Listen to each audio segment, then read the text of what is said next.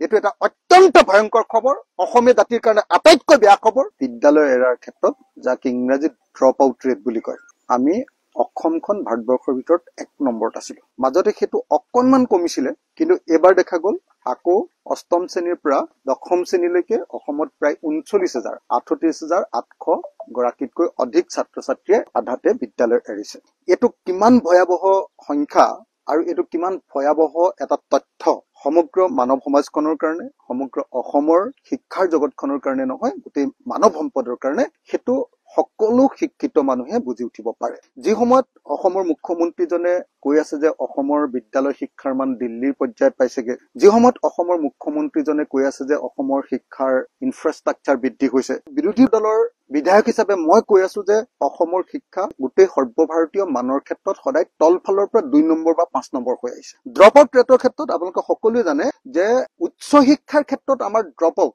ভাৰতবৰ্ষৰ ভিতৰত আজিৰ দিনটোতো প্ৰথম আছিল মাধ্যমিক শিক্ষাটো অলপ কমিছিলে কিন্তু এবাৰ আকৌ ভাৰতবৰ্ষৰ ভিতৰতে ড্ৰপ আউট অৰ্থাৎ আধাতে স্কুল এৰাৰ ক্ষেত্ৰত অসম প্ৰথম হ'ব যিসকলে খবৰ ৰাখিছে সেইসকলে জানে যে কলেজত পঢ়া ল'ৰা ছোৱালীবিলাকে এবাৰ বেছিভাগে পৰীক্ষা দিয়া নাই বহুত ল'ৰা ছোৱালী এবাৰ পৰীক্ষা দিয়া নাই গতিকে উচ্চ শিক্ষাৰ ক্ষেত্ৰতো ড্ৰপ আউট ৰেটত আমি আকৌ অসম 1 নম্বৰ হ'ম আৰু মাধ্যমিক শিক্ষাৰ ক্ষেত্ৰতো আকৌ 1 নম্বৰ হ'ম আকৌ 1 নম্বৰ হ'ম মানে গোটেই ভাৰতবৰ্ষৰ ভিতৰত আধাতে স্কুল এৰাৰ ক্ষেত্ৰত আমি একেবাৰে ওপৰত থাকিম গতিকে এটো এটা ভয়ংকৰ খবৰ হিমন্ত বিশ্ব শৰ্মা চৰকাৰখনে অকল হিন্দু মুছলমানৰ ৰাজনীতি কৰি অনবৰতে সাম্প্ৰদায়িক কথা কয় অনবৰতে খালি ধৰ্মীয় মৌলবাদী কথা কয় অনবৰতে অন্ধবিশ্বাসৰ লগত মানুহক জড়িত কৰিবলৈ চেষ্টা কৰি মানুহক কোনো কৰ্মসংস্থাপনৰ কথা নকয় কেৱল হিতাধিকাৰী ৰাজনীতি কৰিবলৈ যাওঁতে আৰু কৰ্মসংস্থাপনৰ কোনো ব্যৱস্থাৰ কাৰণে সুপৰিকল্পিত ব্যৱস্থা নকৰাৰ কাৰণে আৰু বিদ্যালয় শিক্ষাৰ মান অনুন্নত হৈ যোৱাৰ কাৰণে ল'ৰা ছোৱালীবিলাকে এতিয়া স্কুলত MDM পোৱাৰ পাছতো মিড ডে মিল পোৱাৰ পাছতো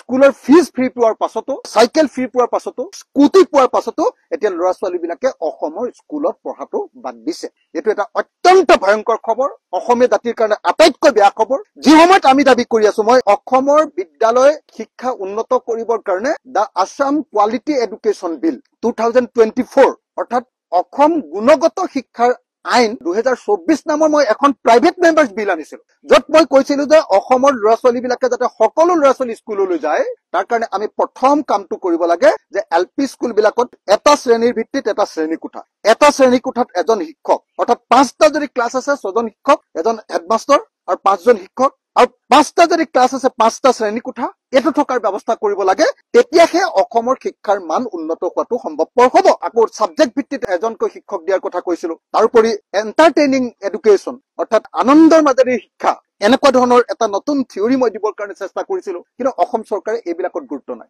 তেওঁলোকে হিতাধিকাৰী সৃষ্টি কৰা তেওঁলোকে অসমত জিংগইজিম তৈয়াৰ কৰি অসমত এটা সাম্প্ৰদায়িক বাতাবৰণ তৈয়াৰ কৰি সাংঘাতিক ধৰণৰ এটা মানুহৰ মাজত ধৰ্মীয় চিন্তা মৌলবাদী চিন্তা সুমুৱাই দি তেওঁলোকে অসমৰ মানুহক বৰবাদ কৰিব খুজিছে আৰু তাৰ আছিলাত তেওঁলোকে কেৱল ভোট লৈ মানুহক আবেগিক কৰি হিতাধিকাৰী তৈয়াৰ কৰি মানুহক পৰামুখ সাপেক্ষে কৰি কেৱল আৰু কেৱল ভোট লিয়াৰ ৰাজনীতি কৰাৰ কাৰণে অসমৰ শিক্ষাৰ মান অধোগামী হৈছে অসমৰ শিক্ষা ব্যৱস্থা ধ্বংস হৈছে ডক্টৰ ৰনোজ পেগুৰ দিনত আৰু ডক্টৰ হিমন্ত বিশ্ব শৰ্মাৰ দিনত অসমৰ শিক্ষা ক্ষেত্ৰ আটাইতকৈ দুৰ্গতি হৈছে আৰু সেইকাৰণে মই ভাবো যে ডক্টৰ ৰনোজ পেগুৱে পদত্যাগ কৰা দৰকাৰ তেওঁ শিক্ষা বিভাগৰ মন্ত্ৰী নহয় তেওঁ দৰকাৰ হলে অন্য কিবা ধৰ্মীয় মৌলবাদী শিক্ষাৰ তেওঁ মন্ত্ৰী হওক কিন্তু অসমৰ এই বিজ্ঞানোন্মত শিক্ষাৰ তেওঁ মন্ত্ৰী হ'ব নোৱাৰে একদম ব্যৰ্থ হৈছে অসমৰ শিক্ষামন্ত্ৰীজন গতিকে মই অসমৰ শিক্ষামন্ত্ৰী পদত্যাগ কৰিবৰ কাৰণে দাবী উত্থাপন কৰিছো